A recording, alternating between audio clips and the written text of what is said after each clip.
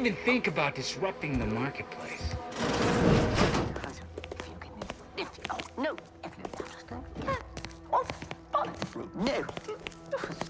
Yet you see fit to keep me in a constant state of consternation. With each unauthorized act, you jeopardize our hold of Fairfield.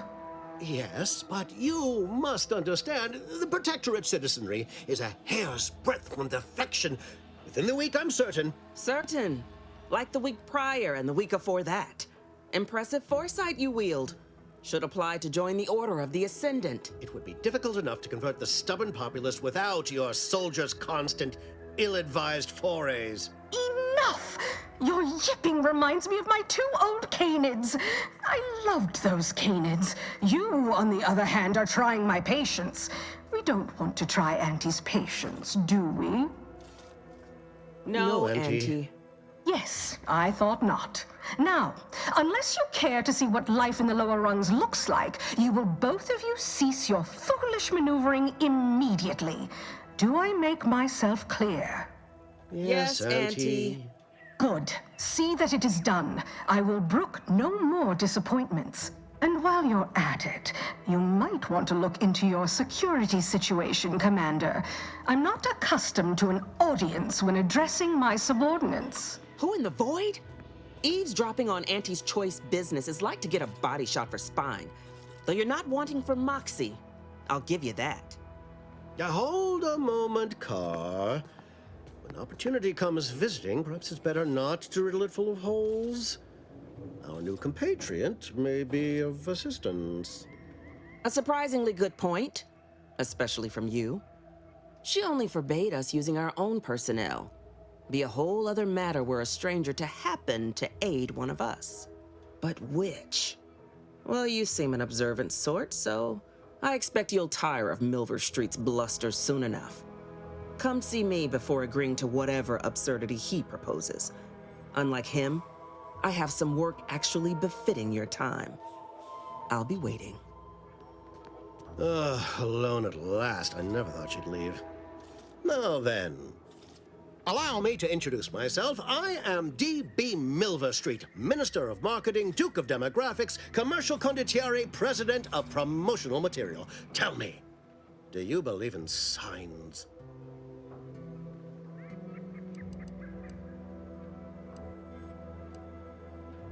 I sell to the gullible and impressionable. You, however, seem a mite too clever to buy what I'm peddling. No, friend, I've got something better in mind for you. I do not believe in signs. I believe in opportunities. Right now, at this moment, you and I have an opportunity to save countless lives. But I'm hardly the type to beg and ask for nothing in return. Tell me, what do you desire of this island?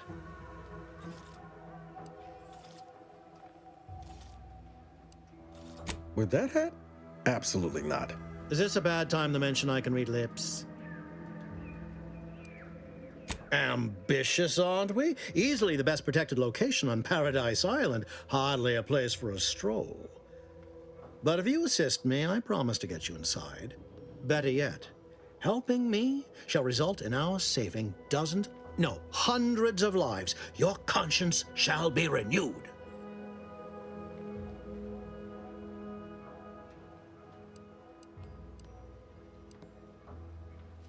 You can't blame a body for wanting to practice, can you? Fine. I'll give it to you straight then. Auntie may demand Kaur and I do nothing, but for each moment I remain inactive, dozens fall in meaningless combat. I seek a persuasive method of alleviating this conflict. The Protectorate utilizes a procedure known as mental refreshment to ease the temperament of wayward subjects. The Ministry of Accuracy contains vital information about the process and where it is performed. This is the prize I seek. I previously sent a grafted soldier, Trooper Sealong, to retrieve said information, but I have not heard from her in some time. Consequently, I must presume the worst. Protectorate subjects willingly submit themselves to a kind of mental reset designed to bring them closer to the Protectorate ideal. But I have reason to believe that their system is less rigid than Protectorate leadership would claim. It's ripe for exploitation. Is there a more beautiful phrase? Grafted soldiers were the subjects of the Enhanced Soldier Program, so named as its intent was to utilize nature to enhance a soldier's natural talents. Unfortunately, the program resulted in many casualties, and what few successes we had were, literally short-lived.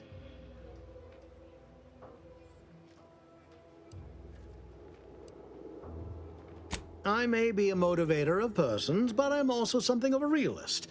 Our grafted soldiers are capable at their apex, but many degrade before accomplishing themselves. I chose Trooper Sealong to grant her the opportunity to be of use, but the grafting program was shuttered with good reason. Best to be thorough. I have some faint recollections of the fuzz beneath my hat. Perhaps I saw such a name amidst my perusal of the Protectorate domicile assignment records. The record room is in this building. You have my permission to peruse at your leisure. Yes, one additional word of warning. The good Commander Kaur shall not take kindly to your working with me, though that is a bridge most worth burning in my estimate.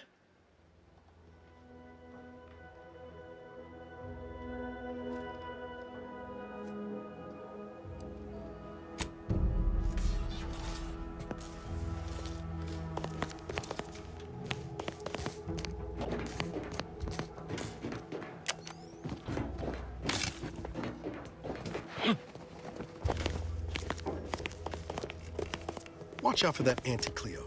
I know she don't look it, but she's more dangerous than she seems. Even the whole of Spacer's Choice couldn't outmaneuver her. You there. Still got work if you're looking.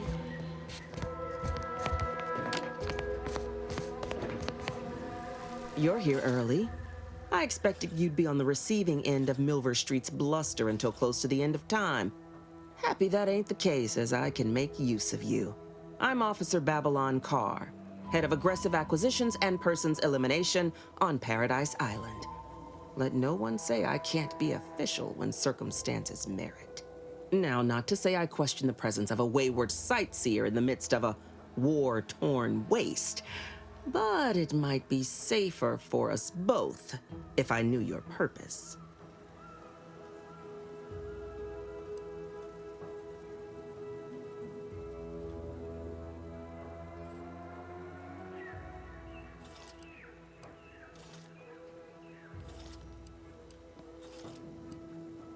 The Vox, eh?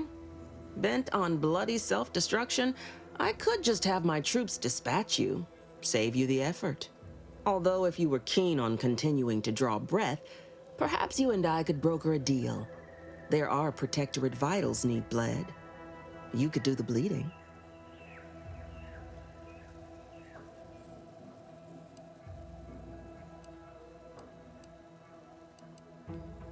I want the Protectorate war effort exsanguinated.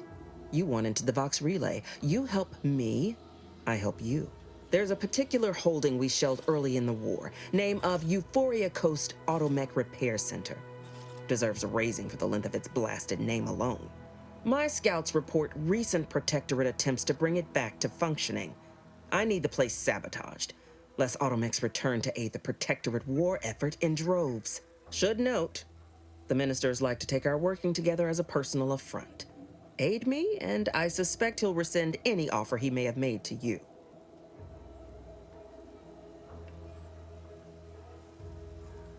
Do you suggest that our good minister has lost patience with playing fair and now seeks to delve into the oily recesses of brainwashing? Oh, for shame. He's devoted to his half measures. I'll give him that. But he wouldn't have to wheedle and connive if he knew directness. Milverstreet's grinning manipulation won't earn nothing but more of our own dead. Work with me.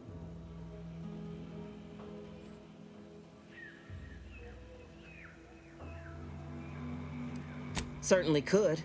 I wouldn't shed a tear on behalf of those drones, but the Protectorate is used to losing its people.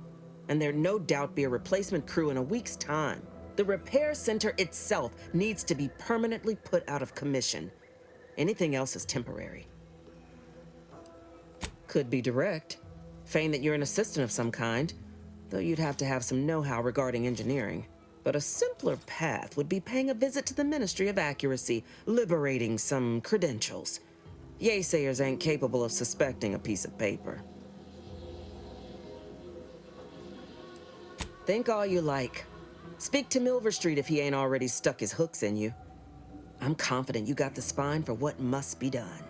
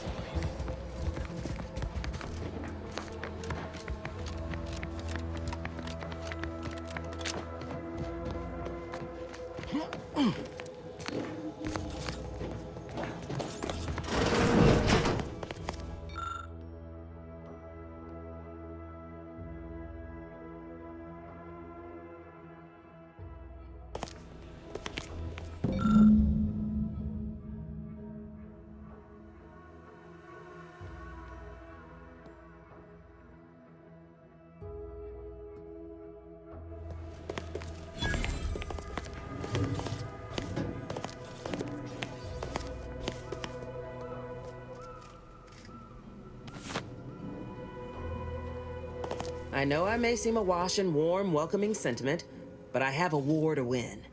You ain't aiding me. You're wasting valued time.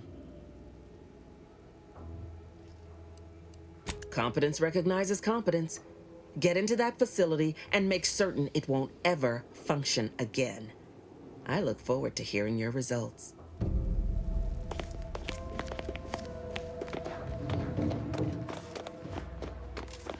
You approach openly, despite your new standing as a minion of Commander Babylon Kaur. Speak all you like, you've aligned yourself with the brute, thereby identifying yourself as one. I shall not forget this anytime soon. Go on, then.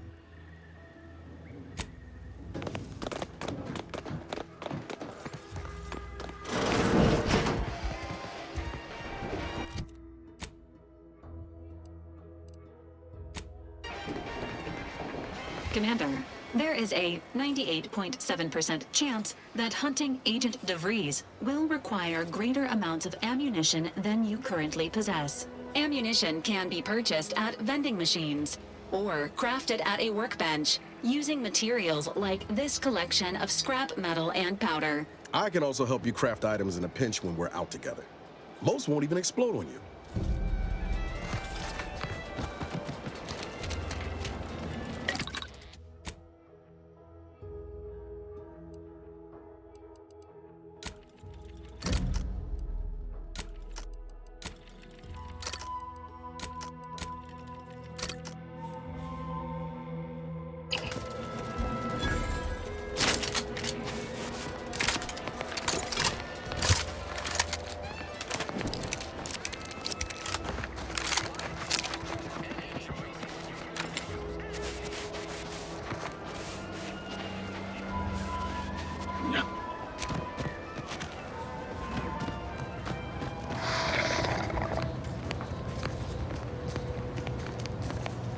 Pulverizing them suffice? No, I could liquefy them. Apply heat and congeal them into kibble no beast could resist. Oh, Ethel, darling, you're a genius. Approach with less haste next time, won't you? Copernicus may be tame, but he still doesn't take kindly to being startled. I am Ethel Tinsley, chimeric scientist. I'm responsible for taming this delightful raptidon here. He will protect our fair town from his feral brethren in the wilds. Theoretically. Officer Kaur has been in a state waiting for me to train the raptidons to, maul on command. It's rather pressing, and alas, one scientist-turned-tamer can only do so much. One might say I'm perhaps a bit on edge. Folk here have grown weary, shall we say, with the war effort, and with avoiding Kaur and the minister's would-be fisticuffs. No, I don't believe it is. That's what the Protectorate announcers wanted us to believe anyway, before Auntie showed us the truth. No, this is quite abnormal, I'm sure. Anyhow, all I know is that if they were to begin working with each other, the mood in town would certainly be merrier. Or something akin to it. Well, I was a subject once. Despite my talents, the plan dictated that I should be relegated to programming cleaning mechs. Bah. But then, Auntie's choice came along and offered to transform our lives for the better. I chose to accept. And look where I am today. Over the last year, I have climbed the rungs of my division through the sheer merit of my work. I have finally earned the respect I was always due.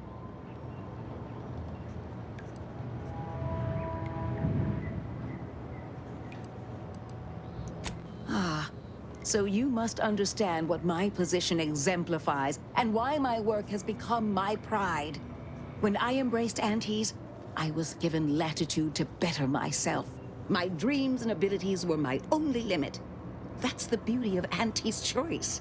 Everyone can make of their lives what they wish. Ask any of the other Protectorate subjects who converted, and they'd echo my words.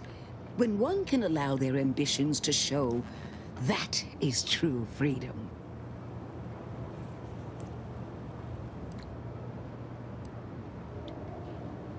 Why do you assume I had anyone I could consider as such? My parents returned to the void long ago. No siblings, no children. I am the sole bearer of my name.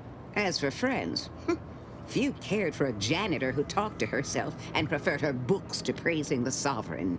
Couldn't possibly understand what it's like to be seen as nothing. Then finally be afforded the opportunity to prove your worth. In any case, I do hope I've satisfied your curiosity. The war effort and liberating the rest of the Protectorate waits for no one, you understand? I would never imply such a thing. I'm sure the Minister and Officer Kaur have only our best interests at heart.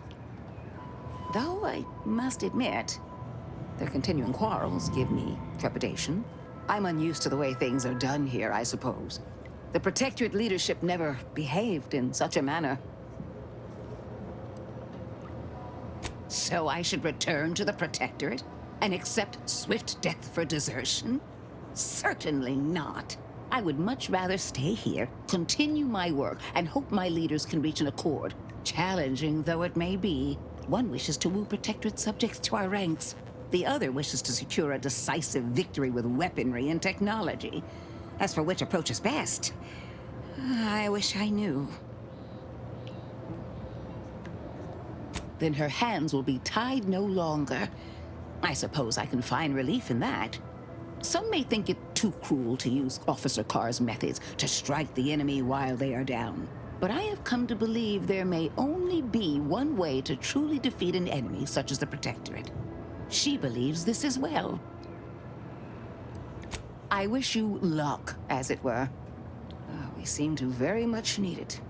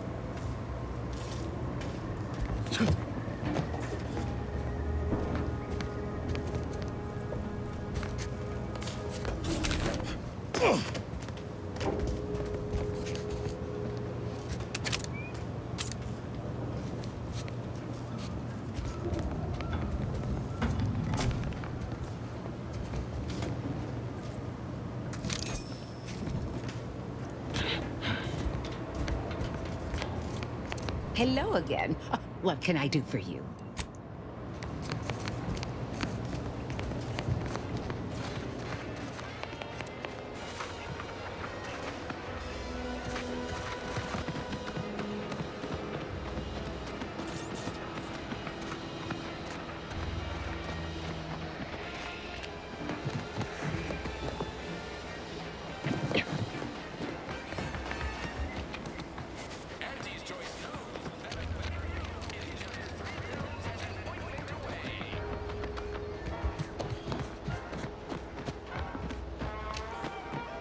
A lot of fresh blood in the town.